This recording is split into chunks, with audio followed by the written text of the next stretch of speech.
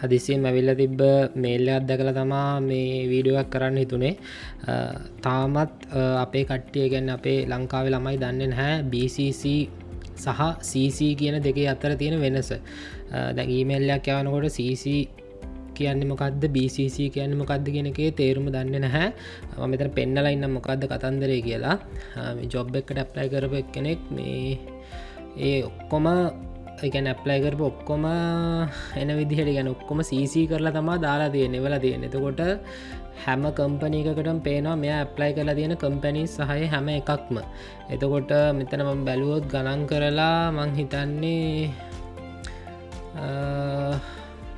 40කටත් වඩා 40කටත් වඩා ඇති. මං හිතන්නේ 40කටත් වඩා ඇප්ලිකේෂන්ස් දාලා තියෙනවා. එකන ජොබ්ස් 40කට වඩා මේ කම්පනිස් 40කට වඩා ඇප්ලයි කරලා තියෙනවා. එකන මේ වගේ වැඩ කැන මේ විදිහට ඇප්ලයි කරන්න එපා. CC සහ BCC අතර තියෙන වෙනස මම පොඩ්ඩ එක්ස්පලේන් කරන්නම්.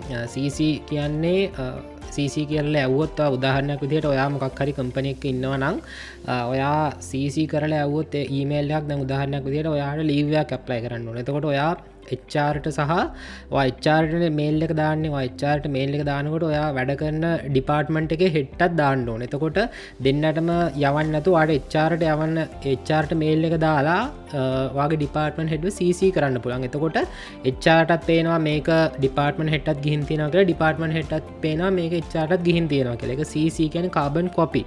එතකොට BCC කියලා කියන්නේ බ්ලයින්ඩ් කාබන් කොපි. එතකොට BCC කරලා යවුවොත් BCC එකේ ඉන්න කට්ටියට පේන්නේ නැහැ අනිත් කට්ටියගේ ඊමේල්ස්. මං හිතන්නේ ඒ දෙක තමයි මෙයා පටලගෙන තියෙන්නේ. ඒක මං හිතන්නේ ඇත්තටම පොඩි කාලේ ඉඳන්ම කියලා දෙනවා BCC සහ CC අතර තියෙන වෙනස. මේකේ හොඳම දේ කියන්නේ මෙයාගේ CV එක මං චුට්ටක් බැලුවා. එතකොට associate software engineer කෙනෙක් විදිහට work කරලා තියෙනවා. BSc honors අරගෙන තියෙනවා. first class degree එකක් එක්ක first class degree එකක් අරගෙන තියෙනවා. BSc honors මං කියන්න යන්නේ නැහැ ෆීල්ඩ් එක. ගවර්න්මන්ට් යුනිවර්සිටි එකකින් අරගෙන තියෙන කෙනෙක් තමයි මේ මෙහෙම වෙලා තියෙන්නේ. එතකොට පොඩ්ඩක්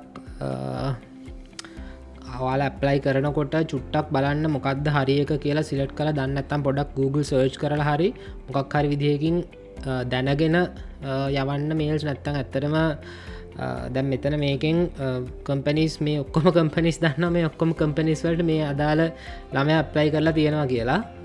ආයි මේ වගේ දේවල් නොකර ඉන්න පොඩ්ඩක් වග බලා ගන්න ඔයාලත්.